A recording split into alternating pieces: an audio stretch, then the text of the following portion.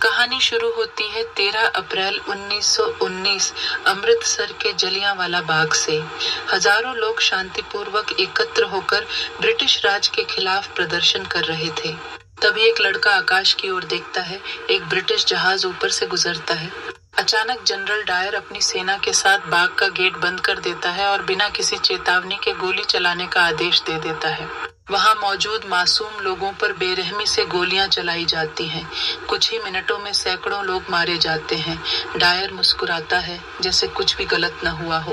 कहानी हमें 1914 में ले जाती है, जब प्रथम विश्व युद्ध शुरू हुआ। ब्रिटिश सेना हार की कगार पर थी। उन्होंने भारतीयों से वादा किया कि अगर वे युद्ध में उनका साथ देंगे तो भारत को आजादी दी जाएगी। लेकिन जब अंग्रेज युद्ध जीत गए तो उन्होंने अपने वादे से मुकरकर भारतीयों पर और अत्याचार बढ़ा दिए।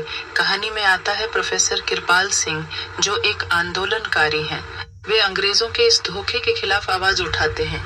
इससे परेशान होकर पंजाब के गवर्नर माइकल डायर अपने सलाहकार तीरथ सिंह से पूछता है कि कृपाल को कैसे चुप कराया जाए। नायर अदालत में ऐसे तर्क देता है कि कृपाल को बम विस्फोट के लिए जिम्मेदार ठहराया जाता है और वह जेल भेज दिया जाता है।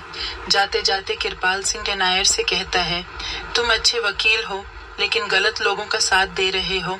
इस सफलता के बाद अंग्रेज नायर को सर की उपाधि से सम्मानित करते हैं। लेकिन उसी दिन जलियांवाला बाग हत्याकांड होता है। सभी सबूत मिटा दिए जाते हैं।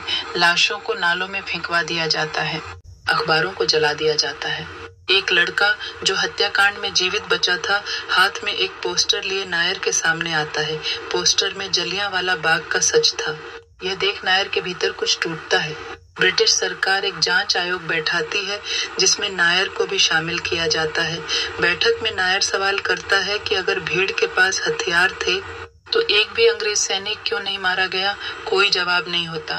नायर को धीरे धीरे सच्चाई समझ आने लगती है। वह एक घायल सैनिक जानिशार से मिलता है और फिर उस बच्चे से जिसने अपने पूरे परिवार को खो दिया था। बच्चा कहता है कि पढ़ाई से कुछ नहीं होगा जब तक देश गुलाम है। अंततः आयोग की रिपोर्ट में बहुमत डायर को निर्दोष मान लेता है, लेकिन नायर अकेले उसे दोषी ठहराता है। अगले दिन उसे खबर मिलती है कि वह बच्चा जो न्याय की उम्मीद लगाए बैठा था, आत्महत्या कर चुका है। नायर टूट जाता है। अब वह सच्चाई के लिए खड़ा होने का फैसला करता है। यह एक प्रेरणादायक और दिल को छू लेने वाली कहानी है जो सच्चे इतिहास पर आधारित। दोस्त सब्सक्राइब कर लो ऐसे वीडियो के चैनल।